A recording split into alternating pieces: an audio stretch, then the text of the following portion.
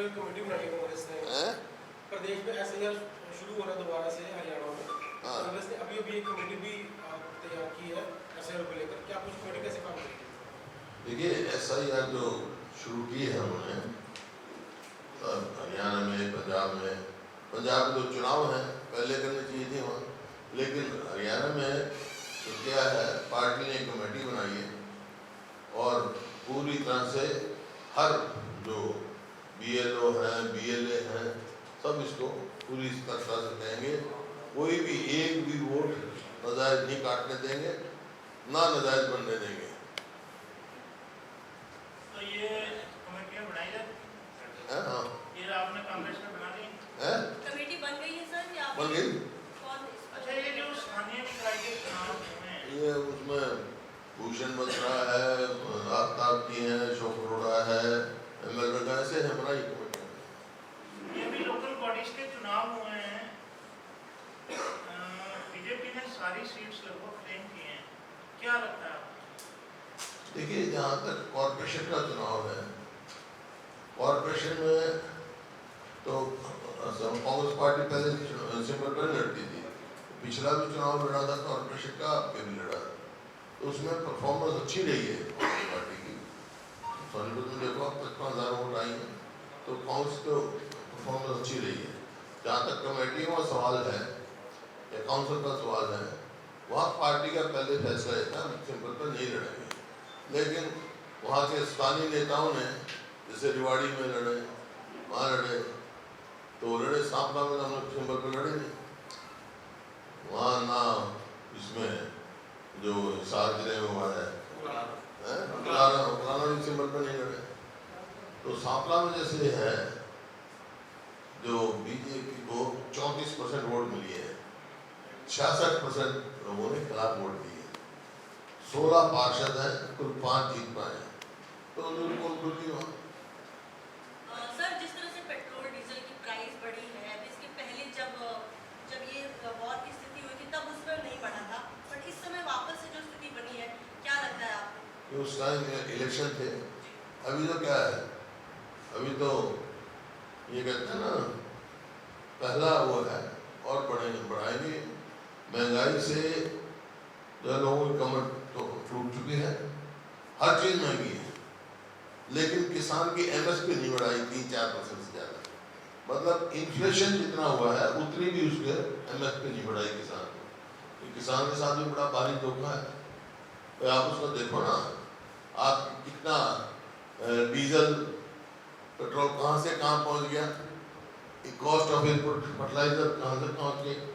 अब सीजन आ रहा है, किसान को खाद नहीं मिलेगा, लाइनों में खड़े रहेंगे, जब मेहनत करे फसल पैदा करता है तो उसको एमएसपी नहीं मिलती, कहीं भी बस अखबार में देते हैं, हरियाणा में रहेगा हम इतनी फसलों में देते हैं, जितनी फसल बता रहे हैं उतनी फसलें नहीं होती है हरियाणा में, जितनी होती है उसमें एमएसपी नहीं मिली, सोयाबीन में आता नहीं इन्होंने, तो ये बड़ा भारी घोटाला चल रहा है, गेहूं खरीद में घोटाला ही हुआ है, तो बस हम हर उसमें धान की खरीद में, गेहूं की खरीद में घोटाला हुआ है, और गाज गिरती है छोटे कर्मचारियों पे, सिस्टमेटिक फेलियर है।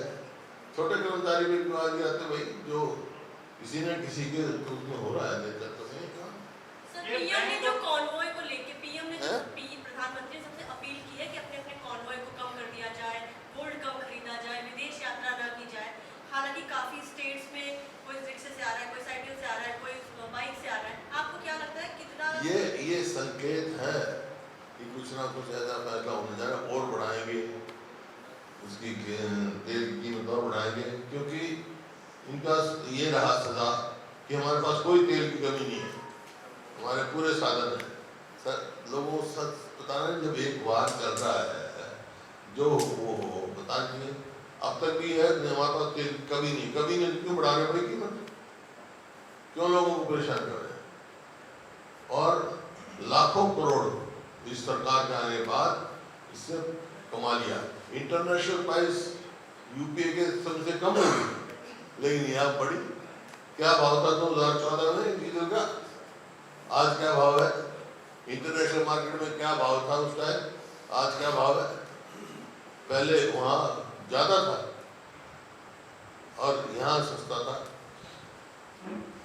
सर सर आपको नहीं लगता कि कॉन्वॉयज वगैरह अब ये सीएनजी बढ़ा दी, गैस बढ़ा दी, गैस की आप देखेंगे हर किस्म से जो है हरियाणा में तो बिल्कुल ही हद हो रही है। ये जो उड़ा है, उड़ा जिसको कहते हैं, तो इन्होंने कुछ और नाम रख दिया, हरियाणा विकास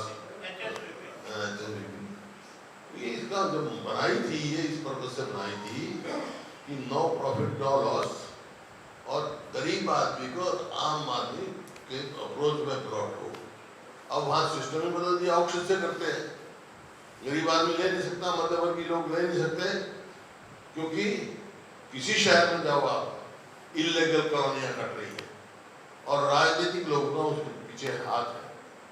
हर में आप कभी आप चुपचाप जाके पूछो, कहीं जाओ, कुरुक्षेत्र जाओ, कहीं जाओ, इल्लीगल कॉलोनी कट रही है, क्योंकि वहाँ ऑक्शन रख दी, आम आदमी बना नहीं सकते, मकान तो चाहिए सबको।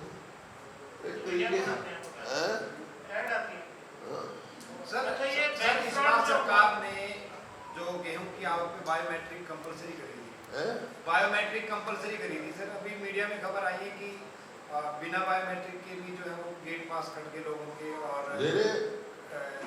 क्या मांग करते हैं? भाई घोटाला है, घोटाला है भाई।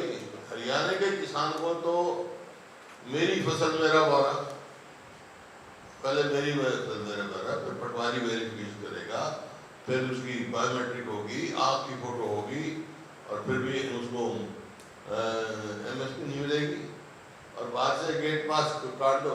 भाई बायोमेट्रिक भी मतलब बाहर वाले की नहीं करते, ये घोटाला है। बाहर से खरीदते हैं, जिस तरह धान में किया था, गेहूँ की खरीद में भी घोटाला हो रहा है। ये बैंक जो घोटाला हुआ है 600-650 करोड़ का, तो उसमें कार्रवाई ठीक हो रही है? होनी चाहिए, सीबीआई जांच कर रही है, उम्मीद है करनी चाहिए, लेकिन छोटे कर्मचारियों पे गाजा गिराए जो असली हैं, जिनकी संरक्षण में भी हुआ है, उनको पकड़े। 5 बड़े अधिकारियों में भी नाम आ रहे हैं, 7 हो गए, उनमें से एक वो भी होगा जो रिटर्निंग अफसर बना रखा था राज्यसभा का, हमने तो उसी टाइम कहा था, नहीं तो ये कभी नहीं हुआ। रिटर्निंग अफसर राज्यसभा का जो होता है वो सेक्रेटरी विधानसभा का होता है। फर्स्ट टाइम हुआ है, एक आईएएस अफसर को बनाया और जबरदस्ती वोट करके हमने इलेक्शन कमीशन में लिख के दे रखा है। वहाँ से आया इनके पास, वो हमारे पास पुष्प पत्र वगैरह उनको यहाँ के मिलेंगे भी, निश्चय करेंगे। सर एक निकाय चुनाव में फर्जी वोट का जिक्र आया था सामने, प्रदेश अध्यक्ष राव नरेंद्र ने प्रेस कॉन्फ्रेंस की थी सर कि पंचकूला में 17,000 वोट जो डुप्लीकेट है, चुनाव आयोग की तरफ से कुछ आया सर उसके बारे में? नहीं, मेरे पास तो न्यायालय ने हर जगह इतना सही किया, यहाँ भी रिवाड़ी में भी हर जगह, छोटे मुझे कॉर्पोरेशन में। सर अपराध ब्यूरो के आंकड़े आए हैं हरियाणा, अपराध ब्यूरो के, क्रिमिनल एनसीआर की राय में 9 आदमी हर रोज सुसाइड करते हैं हरियाणा में। देखिए 2024 में एवरेज आई है 9 आदमियों की, 3,000 तो कुछ जो है सुसाइड हुई है, क्योंकि बेरोजगारी फैली हुई है, लोगों को उम्मीद नहीं, कोई वो नहीं है। जो प्रदेश प्रति व्यक्ति आए, प्रति व्यक्ति निवेश में नंबर 1 था, आज की जगह पर गया। और कानून व्यवस्था बिल्कुल चरम आ गई। कानून व्यवस्था ऐसे अपराध के, अभी एक अखबार में पढ़ रहा था कि 20,000 रुपये देते हैं, किसी को गोली मरवा देते हैं। यहाँ तक फ्रस्ट्रेशन आ गई यूथ में। ना स्पोर्ट्स की नीति लागू की जा रही, जो कि एक तरीका है ड्रग को खत्म करने के लिए और अपराध को खत्म करने के लिए, युवाओं में एक नई देने के लिए। तो युवाओं को जो उम्मीद है वो, क्योंकि आपको ही देख लो, अच्छी नौकरी होगी, क्लास 1 क्लास की 2 की, तो बाहर वालों को लगेंगे 50% ज़्यादा, कहीं 70%, 70, कहीं 75%। देखिए ये नहीं मैं कहता हूँ कि बाहर वाले नहीं लग सकते, हमारे हरियाणा के बच्चे भी बाहर लगते हैं, लेकिन किसी स्टेट का आप उठा के देख लो